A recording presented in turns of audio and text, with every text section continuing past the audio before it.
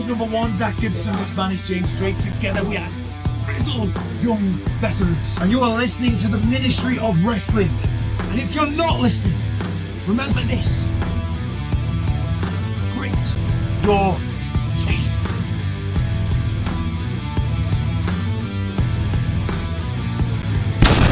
Listen. Hey yo, it's 2/5 of them boys, so you know what that means. We're here. It's me, the one AJ. As always, BigTone in the zone. Okay, guys, right. So we are now going to be talking about a show that we experienced for the first time. You've obviously seen the preview video of our instant reaction.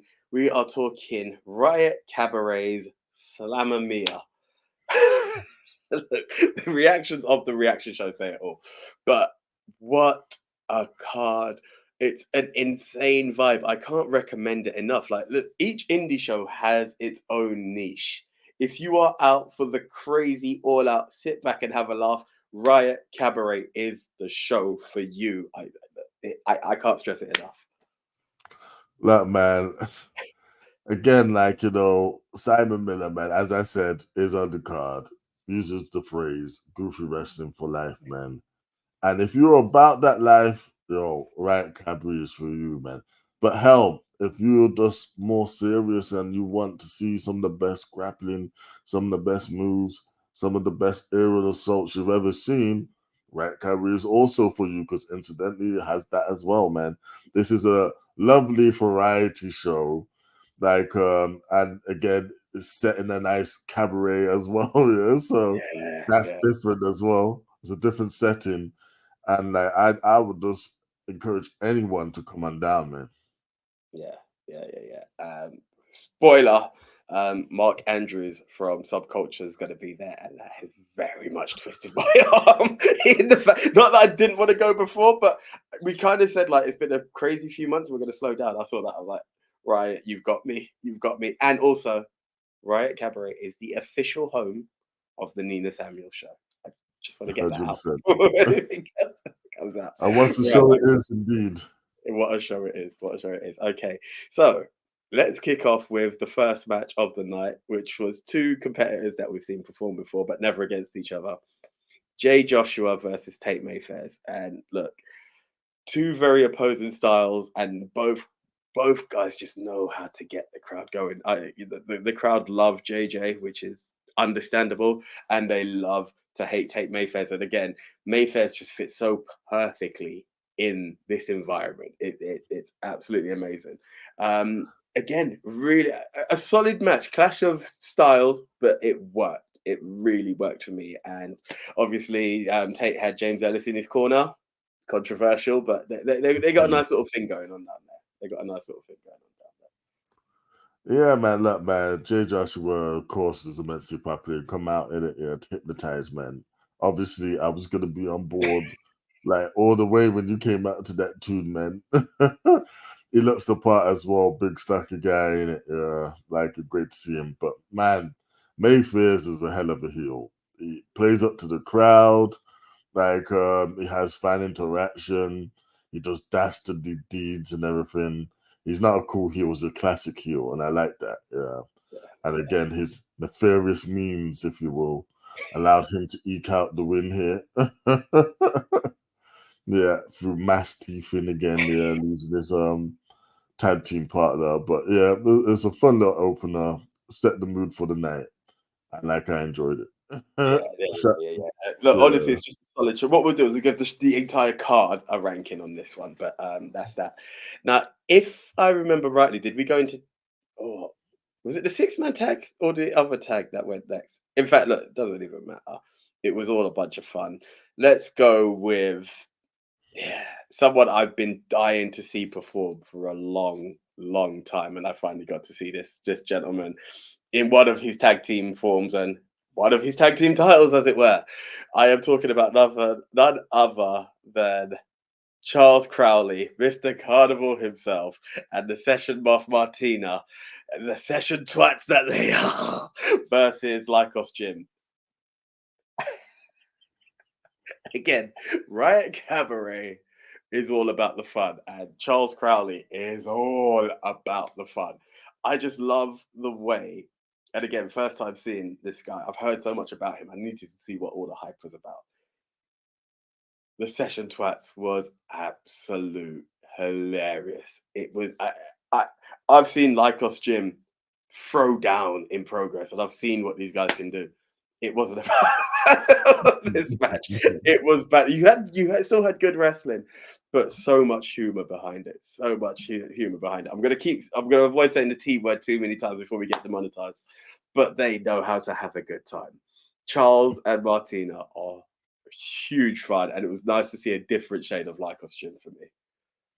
Yeah, man, this very much was a comedic match, and it was just what you want from this type of show. It was high entertainment, man. From Martina coming out with the dancing, Lycos Jim getting all like, shy around her, like us too, man, like fell in love, yeah. Kept wanting to tag himself in there. She just kept dancing with him. It was great, man. But once they actually got going, man, they got going. Yeah, and there's actually some very decent moves in there. Martina, bless her heart, took some punishment in there. I was like, damn, well, expected that, man. But yeah, man, like the star of the show was Charles Crowley, man. Like I've heard so much about this guy, and like to see him do his thing live, like it lived up to the hype, and like he's a fun, character-driven wrestler, yeah, and he really delivered. They delivered, yeah, and of course, man, like us, Jim, that's a hell of a team, man, and they always deliver. So having that little element together, man, was a nice melting pot, yeah, of just high entertainment. Yeah, throughout. So again, congratulations to all four of them for just delivering sheer entertainment. Now, this next match, if you had asked me 6 months ago what this match meant, I would not be able to tell you an absolute iota. I am so glad I am aware of what the indie scene is, because if anyone missed Sunshine Mills Sheen, yes, that's the Sunshine Machine, TK and Mambo with Connor Mills versus the Mills, Bryant, Nino Mills, and Xander, Mills. Nino and Xander, and they tagged that with Sapphire Reed in an absolute banger of a six-person tag match. Absolute banger. Now, individual, I've seen Sunshine Machine as a tag, I've seen the Bryants as a tag, I've seen Sapphire and Connor both do singles matches all over. And as opponents with each other. Exactly, as opponents to each other. And we've seen those dynamics together. If you put that into a six-person, it is just absolute. It's magic in a bottle. Magic in a bottle. Some of the moves that you see, the high flying intensity is, I can't say second to none, but screw it, it is second to it's beauty. As a wrestling fan, there is nothing in that match that you could hate. It was top to bottom, pure fun, classic wrestling, perfect wrestling. 100%, man. And like, quite frankly, like there was two matches that I would deem match of the night, and this was definitely one of them. Again, we're big fans of all six of these individuals, man. We've seen them all go multiple times now. Yeah, it really has been multiple times for every single one of those competitors. So seeing them like come together in this 6-man tag was almost like a dream match for us. Yeah, because we've seen them go, like AJ said, like in singles and tags and triple threats, even. Yeah, Sapphire is especially a very interesting character because again, we've seen her go against men and women, yeah, like in the multiple divisions. So it's interesting to see her doing her thing as well.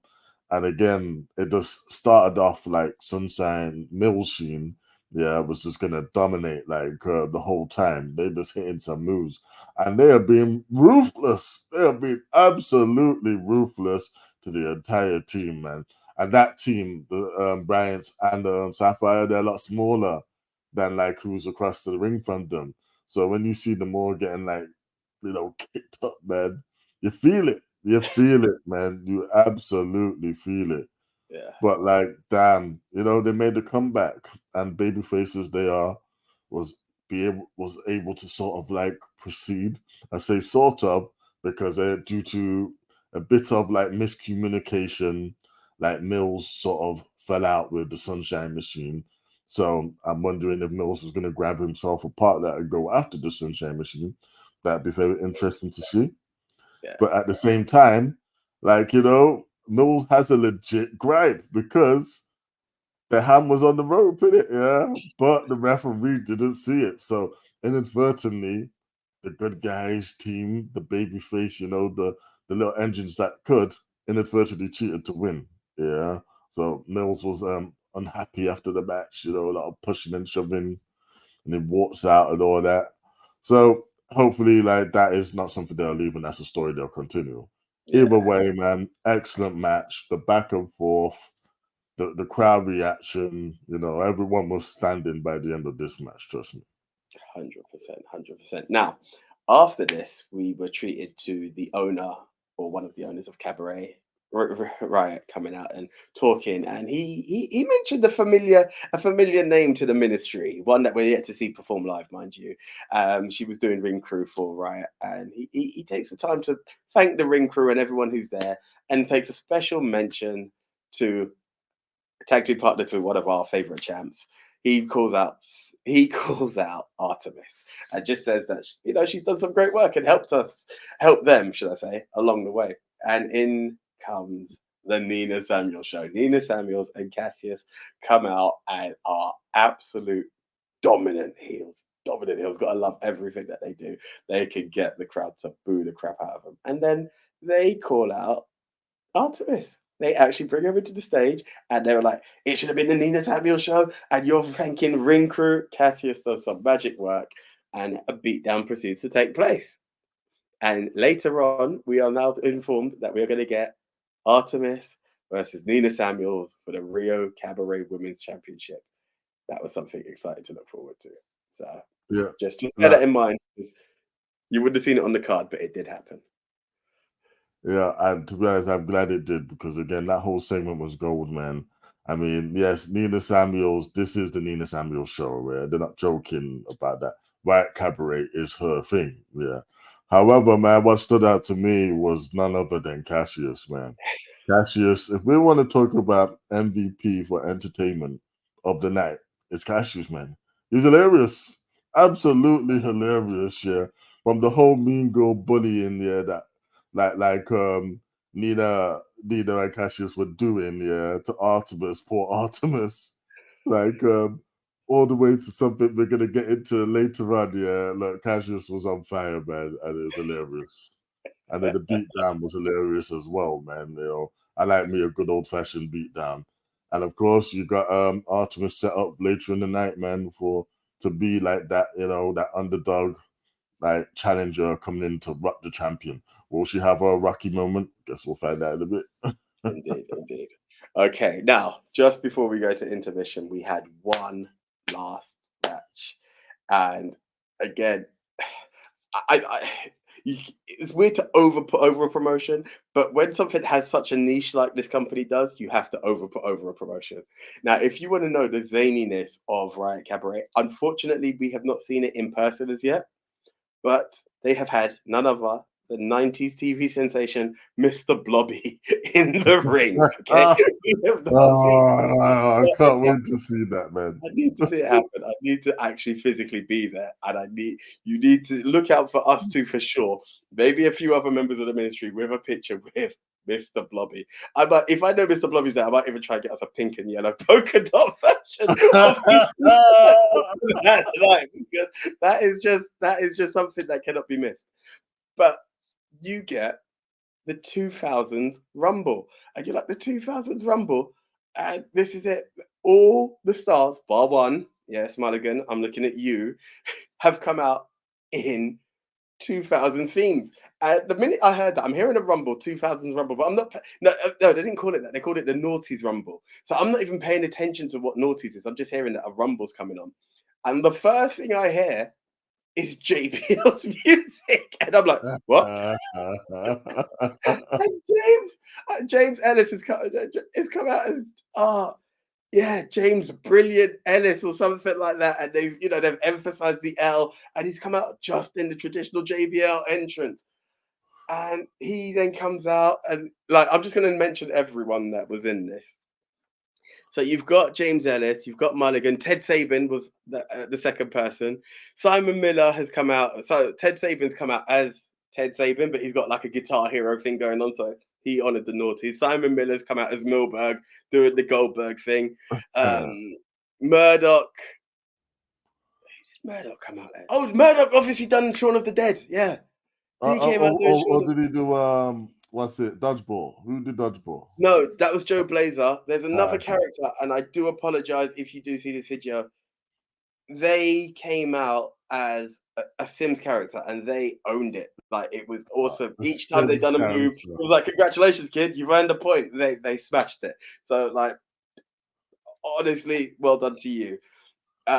We then had a name that we mentioned previously, Cassius. But again, being the Naughties Rumble and everything being Naughties based, I'm hearing Christina Aguilera Day, and I'm like, yo, there's a tune that I had that in a while. And I turn back to look at the Tron, and it says Cassius, and I'm cracking up. And Cassius has got the full Xtina from Dirty set up. Cassius has even got the wig and is coming out, and is just running around, giving it the whole everything. Sorry, Todd, I'll leave it there because I'll leave it on you to announce who came out next, because this was absolute gold.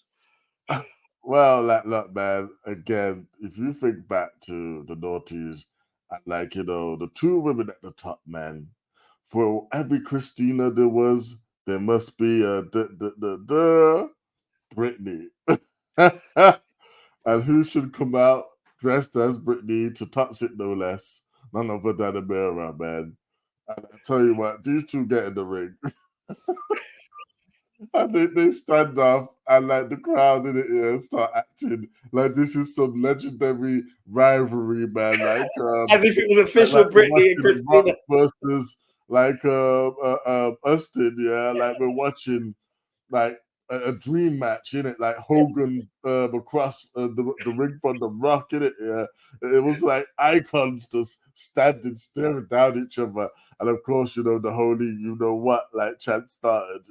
Yeah, and then like these two go on it. Like I said, Cassius, man, high entertainment, man. And Amara, because she looked gorgeous as Britney, in it. Yeah, but those two did their thing, and what really made me laugh about their scrap. Yeah, it's once they'd both been eliminated, they continued fighting for ages on the outside. You hear the screams. You hear the screams in the back. It was insane. And that's all for entertainment. But man, look, some of the moments in that match were just absolutely outstanding. You mentioned the Sims part again, and they had it on the screen every time something happened, man. Yeah, I like again, like Mulligan, man, like with his sourpuss self in it, yeah, wouldn't participate. And like, man, was he just destroying everyone, man, yeah. Until Milberg came out. But like, man, even the video for Milberg was hilarious, man. Simon Miller did the whole headbutt thing on the wall, and like, we know what to call back. That is true, isn't it? Yeah, but to actually see it play out, this is what I'm saying. Someone sat and thought about all of this, and this is hilarious and fun, man. But like, you know what? The moment of that match, if it's not gonna be the Britney Christina thing, was the Shaun of the Dead thing, man. Like, you know, we got zombies coming out, like they're calling right beside me, and then Shaun comes out, yeah, like kills all the zombies, man. And it's what made me laugh at it, yeah. But I caught them, man. The zombies had to now disappear. Like, very slowly. They can't get up and walk off, man. They have to crawl on the ground. Yeah, like it was awesome. However, right up on the screen right about now, it's like, you know, you see the aftermath of one of these dead zombies trying to get out of Dodge, man. And like, it's like, oh man, you feel me? We met the bloke later on, didn't it?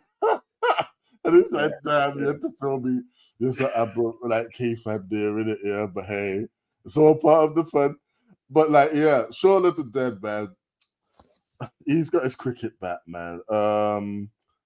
The dodgeball guy, yeah, he's got his dodgeball. Like, what else was? Who else? Ted Sabin had the guitar, right?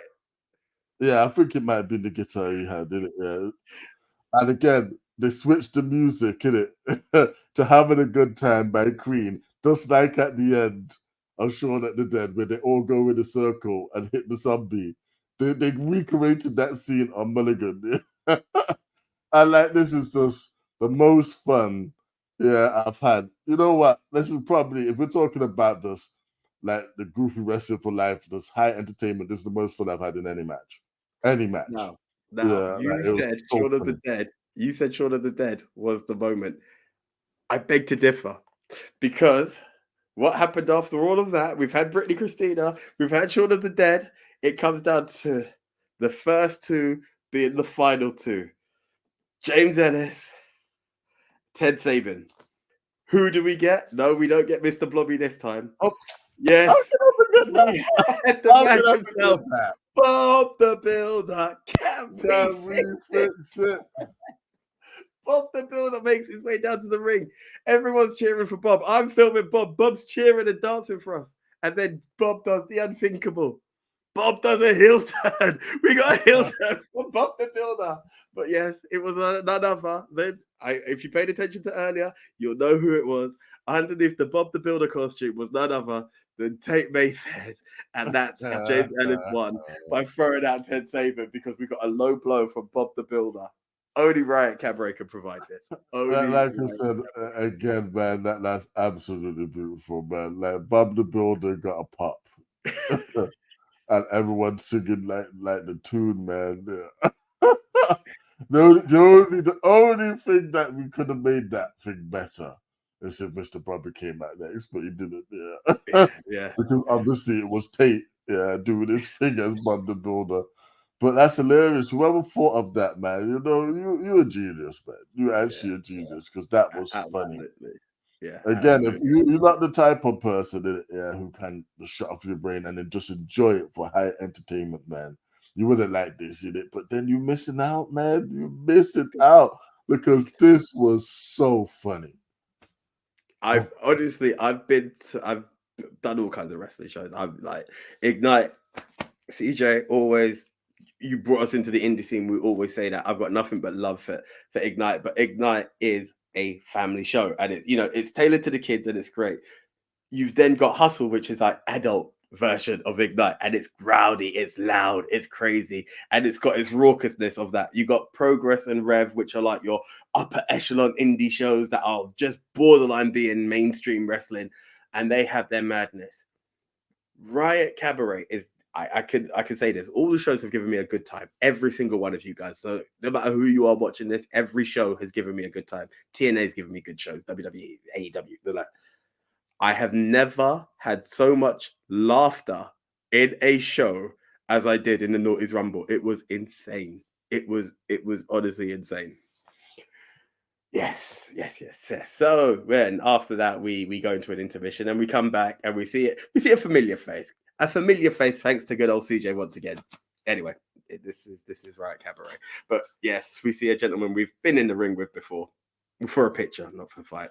Harrison Leon, the big baller himself. And what I love about this is, for a raffle, normally you buy raffle tickets, which I fully for. I've always bought a raffle ticket to a show. Purpose, Rev, Ignite, not Rev, but Ignite. And you do this. This one is, you've got the purple team and the gold team. And basically, someone comes out representing one show or another, one color or another. And once that person wins, that now determines whether it's a gold ticket or a purple ticket to win. And then they call it a number. Then there's some really insane questions. I warn you guys, don't get excited. You get excited because there's £100 cash prize to be won. However, you need to be down with Riot to be able to win those points. Like, I'm paying attention to the show. And I'm talking about minute details, man. Like, again, I was like glad I didn't get picked by the end of like the questions, man, because I'm thinking, man, you'd have gone up there, got it wrong, just like got jeered. Because you jeered the hell. You get jeered for being picked, and then you get jeered for being wrong. Like, it's not a nice ride. It's not a nice ride. But again, and it was interesting. Like I said, like, this raffle was a free raffle. You didn't have to pay for it. Yeah, this was just part of entry. They was handing out tickets, man. Yeah, and again, like, obviously, as you said, AJ, the winner of the match, for the respective opponents, whose colour it was, you was going to be eligible. Yeah. And like again, it was two familiar faces that we've seen. Well, actually, one we've seen there, and then one we're meeting for the first time who actually fought that match. Very, very impressive character. So, representing Team Purple, who coincidentally, not planned, both BigTone and I had. We were Team Purple, and we had good old Tommy Kyle. And representing Team Gold was Nico Angelo. One hell of a performer. And these guys put on a very solid match. And it's kind of like if you followed us with our Hooked on Wrestling moment, where, well, Hooked on Wrestling, I say Hooked on Wrestling, but it was also like part of the Rumble, where Den had given each of us a series of numbers. You kind of find yourself, as much as it doesn't matter, you may want to root one way, you're forced to root another because internally you want a win. So we were, not that we wouldn't have cheered for you, Tommy, don't get me wrong, but we were definitely behind you, Tommy, because like, purple, let it be. Sadly, it wasn't to be. Nico Angelo took the victory over. An amazing performance from Tommy, though. Great match. It was a really good match from both guys. But Nico won it, and then someone had to answer some questions, and it wasn't that easy for someone to win. Like, we had 3 or 4 people come up before. At the end of the day, they had to resort to multiple choice in it, to make sure someone won. Yeah. But yeah, awesome match between the two. So congratulations to you guys as well. Now, we alluded to something earlier, and we follow up with it now because the Nina Samuel show continued. The longest reign in 518 days, probably by the time of this recording, 520 something days, reigning champ Nina Samuels took on ring crew member Artemis of the Odyssey. Check her out. Amazing talent. And they went to town. They had a match. Look, from our point of view, we know what the Odyssey can do. Again, we haven't seen Artemis directly live, but we've seen clips. We know she's a talent. And she held her own against Nina. And again, that dastardly heel Cassius has just done his bit. Then we start getting ring crew. We start seeing the Donnas get involved. It was crazy. And it had ebbs and flows. It was an amazing. I had a lot of fun with this match. Yeah, man. Like that match was absolutely brilliant. It was classic in it. What I was talking about earlier, Rocky story, man. Like Artemis comes out literally to the Rocky. Comes out to Eye of the Tiger, man. Like, and she was on her journey to the ring, pun intended. And of course, man, she's taking down Nina Samuels, man, who again is getting all the jeering in the world. And like again, she's accompanied with Cassius. Yeah. And it's a fun little back and forth between the two. And like one part I was particularly happy about is one of the ring crew is our friend of the channel. Yeah. None other than the Ignite World Champion, man. Adonis Payne. Yeah. Together they formed the tag team, the Odyssey. And they actually paid that off during that match because as Cassius kept getting involved, kept trying to pull the whole nefarious fast one. Yeah. Like Adonis got involved and like the whole ring crew got involved and ended up actually carrying away Cassius. And he said, no! Yeah, and again, like we had a great time. Unfortunately, though, Nina Samuels is Nina Samuels, and Nina is a savage, and she managed to eke out the win anyway. So, damn, man, Artemis, man, maybe Rocky too. Man, that's what he his title.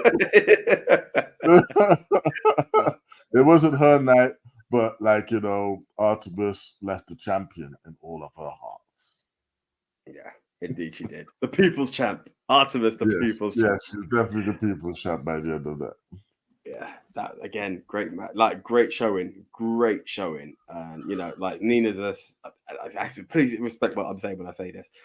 If you check our interview with Adonis Payne, Artemis's career has not long started, and she's going up against a veteran that is Nina Samuels and held her own so much. It was absolutely amazing. So absolute highest respect to Artemis. And of course, Nina, who we don't like to admit it, but we're Nina Samuels fan. Outstanding tech.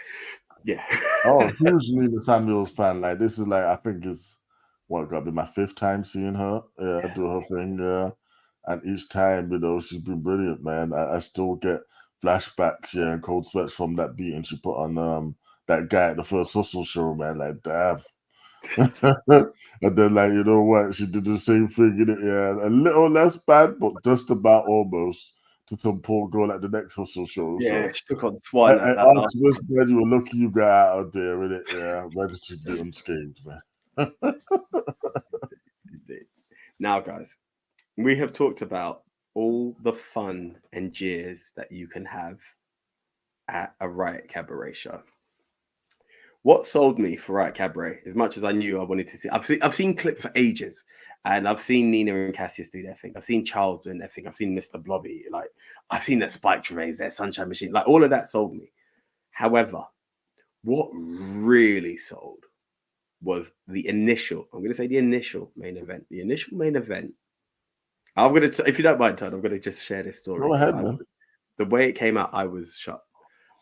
The initial main event was Michael Oku, the champ of champs, as far as I'm concerned right now. The man's holding gold all over the place. Versus Leon Slater. And that sold me. I was like, two of the greatest. I love everything Leon Slater does. Michael Oku, if you don't know about Michael Oku, just Google it and just check. Just check. Pick a promotion he's in, and you'll see not only is he champ, he does the business. That's just what he does. And that was the match. I'm following the socials, and I should stop to get the owner's name of Riot, but I saw this video from the owner of Riot, who hopefully will be getting for an interview soon, talking about the fact that it was scheduled to be Michael Oku versus Leon Slater, but with Leon Slater being part of TNA now, travel issues will occur, so he's not available. And I was like, no. I was literally fuming. I was like, no, how? Like, this was going to be such a classic match. How can it not happen? And then they said we had to find a suitable replacement. And now we've got Robbie X. And I was like, oh, wicked. Like, I was still gutted, but I was like, yeah, Oku versus Robbie X is going to be amazing. But the video continues. The video says, and then luck had it, Leon Slater is now available. So what do? Do you go for Leon Slater versus Robbie X? Do you go for Michael Oku versus Leon Slater? Or do you go for Michael Oku versus the Slater, or Michael Oku versus Robbie X? You've got so much choice. Or how about we do Michael Oku versus the originally planned Leon Slater versus the newly replacement Robbie X? A triple threat match of the ages. The youngest in charge, the king of the cruiserweights, and Mr. Wrestling, as far as I'm concerned, right? In a triple threat match. I have not been more excited for a main event in a very, very long time. This was just a showcase of British wrestling. I was pumped for it going in. And as the match started, all the jokes that we had before and all the laughter showed true wrestling fans, because they gave every man their props. No man played a heel in this. Every man was given their props. Everyone chanted British wrestling. Everyone chanted this is wrestling. And the match did not disappoint. Beat for beat, pound for pound, these guys knocked it out of the park. Hey, look, man, again, I will just take it back to the beginning, much like you, and say, look, there's a reason in it why I came to Riot Cabaret that night. And it was literally when AJ showed me the main event. Because you've been talking about, I want to go in it, but, time and like finance and everything, like, it's all fickle. And you got to, like, think about what you want to do, yeah. But as soon as I seen that picture, man, and I've seen all of these guys, and all of these guys, I've seen them do amazing stuff, man. All three of them, yeah. And of course, man, we just seen Michael Oku, one of, like, the greatest, like, British matches I've ever seen. So, hey, there's that. Yeah, the master of the, like, half crab, man, is, like, literally just killing it right now, man. Champion in multiple places.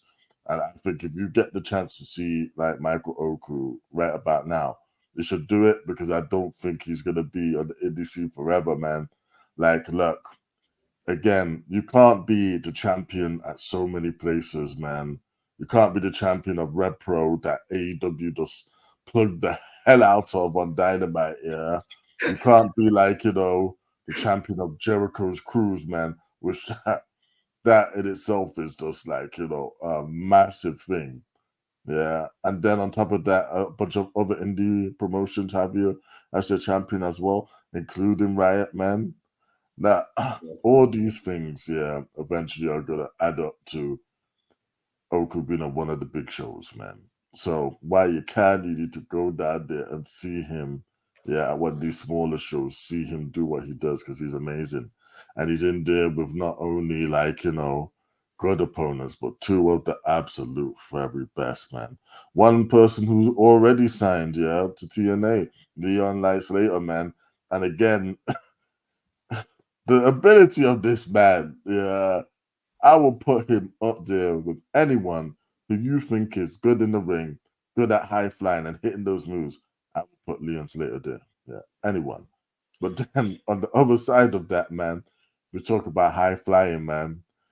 People call him the king of the cruiserweights and everything, and it's not cap.